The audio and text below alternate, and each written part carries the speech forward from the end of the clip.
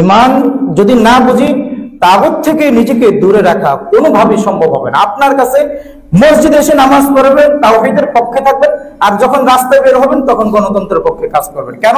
আপনি তাওহীদ বুঝেন নাই। আপনি তাওহীদ বুঝেন নাই।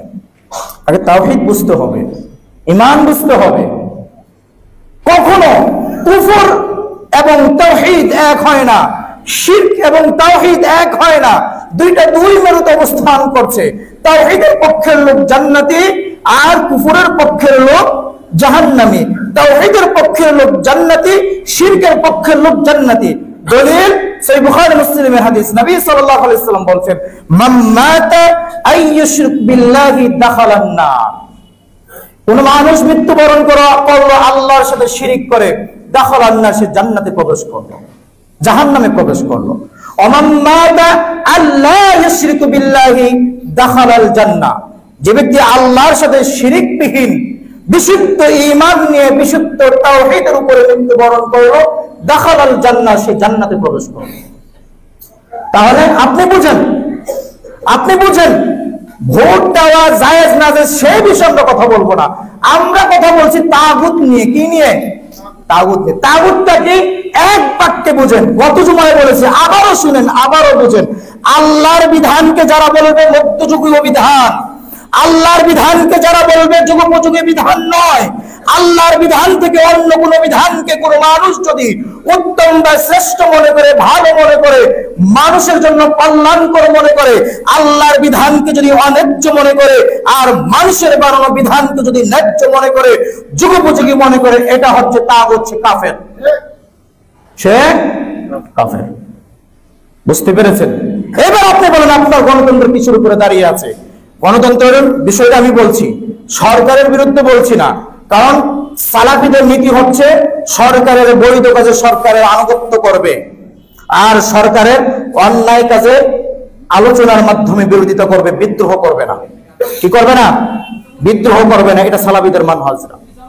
সম্মানিত মুসলিম ছিলেন কারণ তো বলছিলাম, আল্লাহর বিধানের থেকে যারা গণতন্ত্র করে তারা মনে করে গণতন্ত্রের বিধান উত্তম।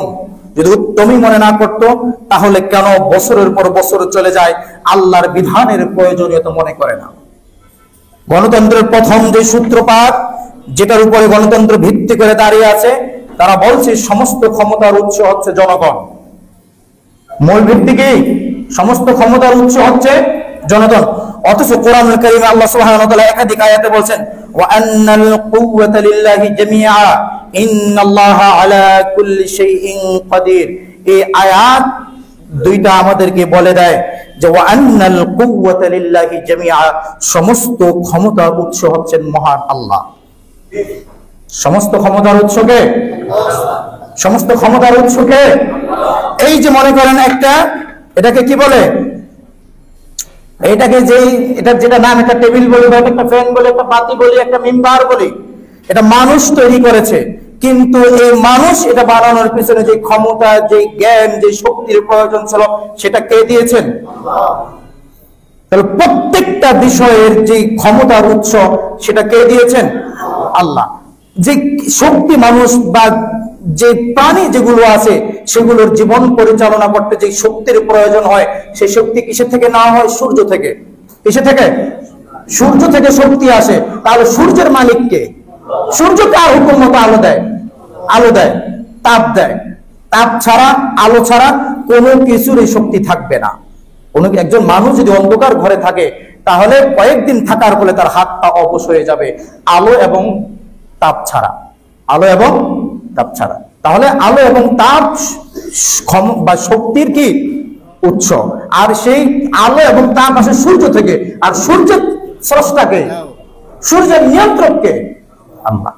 তাহলে সব ক্ষমতার উৎস আল্লাহ বলছেন ওয়া আন্নাল কুওয়াতা লিল্লাহি জামিআ, সব ক্ষমতার উৎস হচ্ছেন দয়াময় আল্লাহ। অন্য জায়গায় আমি যদি আপনাকে প্রশ্ন করি যে আল্লাহ কে, আল্লাহ কে, আপনি কি উত্তর দিবেন? আপনি বলবেন, এক বাক্যে আপনি আল্লাহ সঠিক পরিচয় দিতে পারবেন। আপনি বলবেন যে আল্লাহ খালেক, আল্লাহ সৃষ্টিকর্তা, আপনি বলবেন আল্লাহ রহমান, আপনি বলবেন আল্লাহ রহিম, আপনি আল্লাহর এক একটা রাজ্জাক, এক একটা পরিচয় দিবেন। এক বাক্যে আল্লাহ আল্লাহর পরিচয় তিনি মানুষকে বুঝিয়ে দিয়েছেন, ইন্নাল্লাহা আলা কুল্লি শাইইন কাদির, নিশ্চয়ই তিনি হচ্ছেন আল্লাহ যিনি সর্ববিষয়ের উপরে সর্বশক্তিমান, যিনি সর্ববিষয়ের উপরে সর্বশক্তিমান, তিনি হচ্ছেন আল্লাহ। সম্মানিত মুআজ্জিন, আপনাদের কাছে এই গণতন্ত্র নিয়ে, তাগুত নিয়ে সঠিক মেসেজটা না যাওয়ার ফলে আপনারা মসজিদে আল্লাহ তাওহীদের কথা বলেন, বাহিরে গিয়ে তাগুতের কথাও বলেন, কারণ আপনারা এখনো তাওহীদটা বুঝেন নাই। গণতন্ত্রের কুফরটা কি দেখেন, 50 জন বিজ্ঞ লোক একটা পক্ষে ভোট দিয়েছে, 50 জন বিজ্ঞ লোক, বিচক্ষণ লোক, জ্ঞানী লোক, সমাজের প্রভাবশালী প্রতাপশালী লোক একটা পক্ষে ভোট দিয়েছে, আর 50 জন রিকশা ড্রাইভার একটা পক্ষে ভোট দিয়েছে। কে পাস? কে পাস? দুনিয়ার আর কোন ক্ষেত্রে এটা মেনে নেবেন? হ্যাঁ, দুনিয়ার আর কোন বিষয় এটা মেনে নেবেন? 50 জন জ্ঞানী মানুষ মানে পুরো পৃথিবী, আর 50 লক্ষ রিকশা ড্রাইভার হলো পৃথিবীর কোনো নাই, থাকলেও পৃথিবীর কোনো কিছু আসা যায় না। ইসলাম 1000 কোটির বিপক্ষে, 1000 জাহেলের মূর্খের বিপক্ষে, অজ্ঞর বিপক্ষে একজন জ্ঞানী লোকের কদর করতে বলেছেন। হাদিস সহিহ বুখারী মুসলিমের হাদিস, নবী সাল্লাল্লাহু আলাইহি ওয়াসাল্লাম বলেন, জ্ঞানী লোক হচ্ছে ওই উদাহরণের মতো যে হাজার হাজার লক্ষ কোটি তারকার মধ্যে চাঁদের যেমন মূল্য, হাজার হাজার লক্ষ লক্ষ অগণিত তারকার মধ্যে চাঁদের যেমন মূল্য, যেমন দাম, ঠিক কোটি কোটি হাজার হাজার কোটি মানুষের মধ্যে জ্ঞানী লোকের কদর হচ্ছে ওই রকম। নবী সাল্লাল্লাহু আলাইহি ওয়াসাল্লাম উদাহরণ দিয়েছেন। তাহলে কোটি লোক এক পক্ষে ভোট দিবে, একজন জ্ঞানী লোক এক পক্ষে ভোট দিবে, এটা হচ্ছে ইসলাম। এটা কি ইসলাম? একজন বিজয়ী হবে, আর 50 জন জ্ঞানী লোক ভোট দিবে এক পক্ষে, আর 50 জন সুইফার অথবা পতিতালয়ের নারী ভোট দিবে এক পক্ষে, তারা নাকি পাস। এই হচ্ছে গণতন্ত্র। আর কোন ক্ষেত্রে এটা মেনে নেবেন? জীবনের কোন ক্ষেত্রে এমন সমান সমান করেন? নবী সাল্লাল্লাহু আলাইহি ওয়াসাল্লাম মানুষ জিজ্ঞাসা করলেন, সাহাবীরা জিজ্ঞাসা করলেন, আল্লাহ নবী, উত্তম মানুষকে, খায়রুন নাস, উত্তম মানুষকে? নবী সাল্লাল্লাহু আলাইহি ওয়াসাল্লাম বলেন, আইয়ানফাউন নাস, যে মানুষের উপকারে আসে, যে মানুষের উপকারে আসে, সে হচ্ছে উত্তম মানুষ, সে হচ্ছে উত্তম মানুষ। আজকে আমরা উত্তম মানুষ কি দিয়ে নির্বাচন করি, কি দিয়ে যাচাই করি? উত্তম মানুষ যাচাইয়ের কোষ্টি পাথরটা কি? উত্তম মানুষ নির্ণয়ের কোষ্টি পাথরটা কি? ভাই, আপনার টাকা 500 টাকাতে কি হয়, 1000 টাকাতে কি হয়? এই যে নাচানাচি ফালাফালি করলেন, কি হয়েছে আপনার? আরে একদিন মাছ মাছ বেশি খেয়েছেন, এটাই তো নাকি?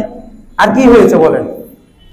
আপনার ঘাড়ে তারা পা রেখে, মাথা রেখে আপনার ঘাড়ের উপরে উঠে আপনাকে দেখিয়ে, জনগণের দোহাই দিয়ে তারা সংসদে গিয়ে আল্লাহর আইন পরিবর্তন করে, মদের আইন বৈধ করে, মদ লাইসেন্স দেয় তারা। আবার ক্ষমতা পেয়ে জনগণের ভোটে ক্ষমতায় গিয়ে বলে ইসলামকে সংবিধানে রাখবো না। তাহলে এর দায়ভার আপনাকে নিতে হবে, আপনি তাকে এই ক্ষমতা দিয়েছেন, এর দায়ভার আপনাকে নিতে হবে, আপনি এটার সুযোগ করে দিয়েছেন। আপনি বুঝেন আপনি কি করবেন। আমরা সরকারের বিরুদ্ধে বিদ্রোহীতে বিশ্বাসী নই, এটা সালাফি মানহাজ নয়। সরকারের বিরুদ্ধে বিদ্রোহ করা যাবে না, ব্যক্তি থাকবে, কিন্তু ব্যক্তির সংস্কার চাই আমরা। কি চাই? ব্যক্তি ওইটাই থাকবে, ব্যক্তির সংস্কার চাই। একজনকে টেনে নামিয়ে আরেকজনকে বসাবেন, এটা ইসলাম এলাও করে না, এটা ইসলাম এলাও করে না। কি করতে হবে? যিনি আছেন তার যদি চরিত্রের সংস্কার করতে পারেন, নীতি নৈতিকতার সংস্কার করতে পারেন, ইমানের সংস্কার করতে পারেন, তাগুত বুঝাতে পারেন, তাগুত থেকে দূরে আনতে পারেন, কোনটা কাজে আসবে? সম্মানিত মাজিদের মুসলিয়ানে কারণ, এই জন্য আমাদেরকে এই তাওহীদ বুঝতে হবে, তাগুত থেকে নিজেদেরকে দূরে রাখতে হবে। যদি না বুঝেন, আপনার কাছে মনে হবে মানুষ পরিচালনা, রাজনীতি মানি তো বুঝেনি নাকি? রাজনীতি মানি যে নীতির আলোকে মানুষকে পরিচালনা করা হয়, তার নাম রাজনীতি। তাহলে আপনি যদি বলেন ইসলামে রাজনীতি নাই, আপনি যদি বলেন ইসলাম শুধু দিন ধর্মের জন্য, নামাজ রোজা হজ যাকাতের জন্য, তাহলে আপনার বক্তব্যই, আপনার থিওরি অনুযায়ী ইসলাম পরিপূর্ণ না। অথচ আল্লাহ বলেছেন আল-ইয়াউমা আকমালতু লাকুম দীনাকুম, আমি দিনকে পরিপূর্ণ করে দিয়েছি, আমি দিনকে পরিপূর্ণ করে দিয়েছি। আর দিন যেহেতু পরিপূর্ণ, তার মানে তাতে রাজনীতিও আছে। আমাদের সালফে সালেহিনগণ রাজনীতি করেছেন না? কিসের ভিত্তিতে তারা যে শাসক নির্বাচন করতেন, কিসের ভিত্তিতে করতেন? তারা শুরা সদস্যদের মাধ্যমে